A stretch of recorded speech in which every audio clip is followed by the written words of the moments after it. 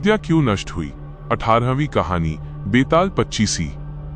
उज्जैन नगरी में महासेन नाम का राजा राज करता था।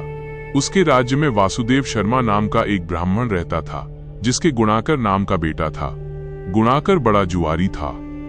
वो अपने पिता का सारा धन जुए में हार गया। ब्राह्मण ने उसे घर से निकाल दिया। वो दूसरे नगर में पहुंचा। वहां उसे एक योगी मिला। उसे हैरान देखकर उसने कारण पूछा तो उसने सब बता दिया। योगी ने कहा, लो पहले कुछ खा लो।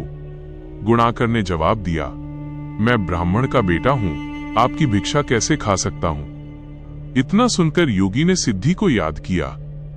वो आई। योगी ने उससे आवभगत करने को कहा।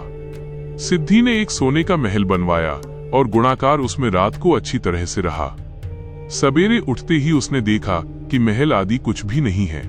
उसने योगी से कहा, महाराज, उस स्त्री के बिना अब मैं नहीं रह सकता। योगी ने कहा, वो तुम्हें एक विद्या प्राप्त करने से मिलेगी और वह विद्या जल के अंदर खड़े होकर मंत्र जपने से मिलेगी। लेकिन जब वो लड़की तुम्हें मेरी सिद्धि से मिल सकती है तो तुम विद्या प्राप्त करके क्या करोगे? गुणाकर ने कहा, नहीं, मैं स्वयं वैसा करूंगा।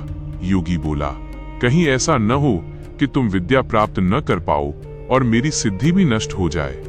पर गुणाकर न माना। योगी ने उसे नदी के किनारे ले जाकर मंत्र बता दिए और कहा कि जब तुम जप करते हुए माया से मोहित होगे तो मैं तुम पर अपनी विद्या का प्रयोग करूंगा। उस समय तुम अग्नि में प्रवेश कर जाना। गुणाकर जप करने लगा। जब वो माया से एकदम मोहित हो गया तो देखता क्या है कि वो किसी ब्राह्मण के बेटे के रूप में पैदा हुआ है। उसका ब्याह हो गया, उसके बाल बच्चे भी हो गए। वो अपने जन्म की बात भूल गया।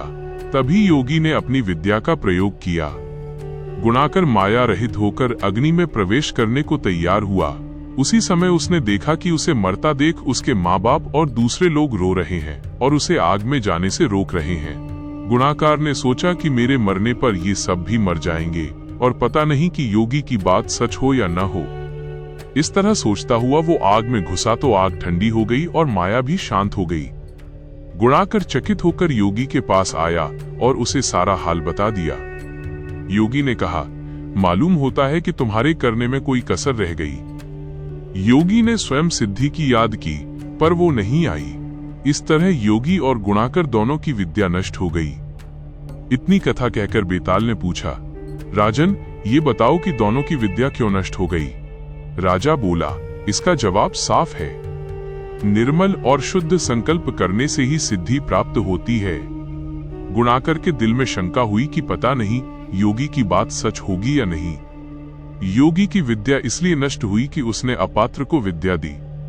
राजा का उत्तर सुनकर बेताल फिर पेड़ पर जा लटका। राजा वहां गया और उसे लेकर चला तो उसने यह कहानी सुनाई।